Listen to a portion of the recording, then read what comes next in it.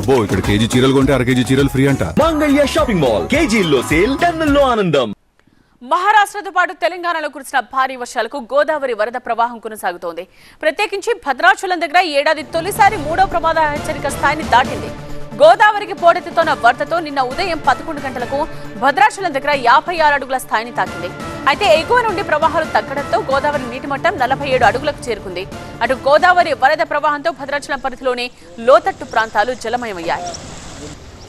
భద్రాద్రి కొత్తగూడెం జిల్లా బూర్గంపాడు మండల శివార్లో ప్రధాన రహదారి నీట మునిగింది.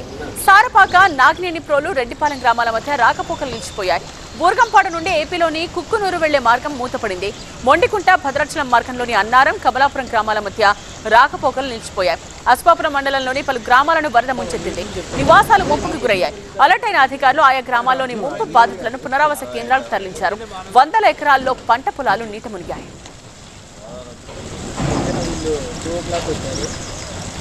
భద్రాచలం వద్ద గోదావరి వరద ఉధృతి కొనసాగుతుంది. భద్రాచలం నుంచి ఇటు మనం ప్రస్తుతం చర్ల రూట్లో ఉన్నాం. ప్రధాన రహదారుల మీదకి పెద్ద ఎత్తున కూడా గోదావరి వరద నీరు ఉప్పొంగి ప్రవహిస్తుండటంతో భద్రాచలం నుంచి చర్ల, వాజేడి, వెంకటాపురం వెళ్ళేటువంటి రహదారి మీద పూర్తిగా కూడా రాకపోకలు నిలిచిపోయి ఎటువైపు వెళ్ళేది లేక రోడ్ల మీదే ఆగిపోవాల్సిన పరిస్థితి. ఇక్కడ ఎటపాక దగ్గర ఇంకొంచెం ముందుకు వెళితే తూర్పాక దగ్గర కూడా దాదాపుగా పెద్ద ఎత్తున వరద ఉధృతి ప్రధాన రహదారిని ముంచెత్తింది. భద్రాచలం నుంచి కోనవరం, చింతూరు వెళ్ళే రహదారి మీద కూడా గోదావరి వరద వస్తున్నటువంటి నేపథ్యంలో ఇటు ఛత్తీస్గఢ్, ఒడిశా వెళ్ళేటువంటి మార్గం పూర్తిగా ప్రధాన రహదారి పూర్తిగా కూడా క్లోజ్ అయింది. రాకపోకలు నిలిచిపోయాయి. సారపాక, బోర్గంపాడు మధ్య కూడా గోదావరి పోటెత్తింది ప్రధాన రహదారి మీదుగా. అటువైపు కూడా రాకపోకలు నిలిచాయి. అశ్వాపురం మండలంలో కూడా పలు వాగులు పొంగుతున్నాయి. ఇటు గోదావరి వరద కూడా పోటెత్తడంతో చాలా గ్రామాలకు రాకపోకలు నిలిచిపోయాయి. మణుగూరులో 3 మీటర్ల మేర పలు కాలనీలకి గోదావరి వరద ముంచెత్తింది. ఇంకా పెరిగే సూచనలు కనిపిస్తున్నాయి. మనం చూడొచ్చు భద్రాచలం పట్టణం చుట్టుపక్కల పెద్ద ఎత్తున నలువైపులా కూడా వరద చుట్టుముడుతూ వస్తుంది. దీంతో ముంపు ప్రాంత వాసుల్లో ఆందోళన చెందుతున్నారు.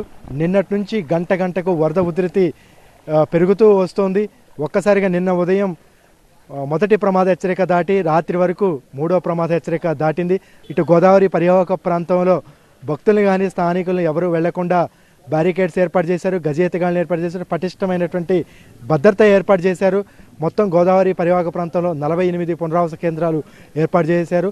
లోతట్టు ప్రాంత వాసులు వరద హెచ్చరికలను ఎప్పటికప్పుడు గమనిస్తూ తక్షణమే పునరావాస కేంద్రాలకు వెళ్లాలని జిల్లా కలెక్టర్ ఆదేశించారు. ఆ విధంగా సిబ్బందిని ఎప్పటికప్పుడు కూడా పర్యవేక్షిస్తూ అప్రమత్తం చేస్తున్నటువంటి పరిస్థితి. ఇక్కడ నుంచి దుమ్మగూడెం, చర్ల, వాజేడు, వెంకటాపురం వరకు కూడా ఇదే ప్రధాన రహదారి. దాదాపుగా 3-4 మండలాల గ్రామాలు సంబంధించినటువంటి ప్రజలు ఈ ప్రధాన రహదారి మార్గం గుండానే రాకపోకలు సాగిస్తుంటారు. ఈరోజు ఉదయం నుంచి కూడా పూర్తిగా రాకపోకలు నిలిచిపోయాయి. పర్ణశాలకు సంబంధించిన పుణ్యక్షేత్రం సీతవాగు ఉప్పొంగి ప్రవహిస్తుండటంతో నిన్నటి నుంచే నారచీరల ప్రాంతం, సీతమ్మ విగ్రహం పూర్తిగా కూడా వరద ముంపులో చిక్కుకొని ఉన్నాయి. చుట్టూ ఉన్నటువంటి షాపులు, దుకాణాలు కూడా మునిగిపోయినటువంటి పరిస్థితి. పర్ణశాలకు కూడా పూర్తిగా భక్తులకి ఏదైతే సీతమ్మ వాగు పొంగుతున్నటువంటి నేపథ్యంలో పర్ణశాల వద్ద, ఇటు నారచీరల ప్రాంతం వద్ద భక్తులు దర్శనాలు నిలిపివేశారు. ప్రస్తుతం గోదావరి ఉధృతి కొనసాగుతున్నందువల్ల అత్యవసరం అయితే తప్ప బయటికి రావద్దు అనేది అధికారులు సూచిస్తున్నారు. కెమెరామెన్ అప్పారావుతో నారాయణ, TV9, భద్రాచలం.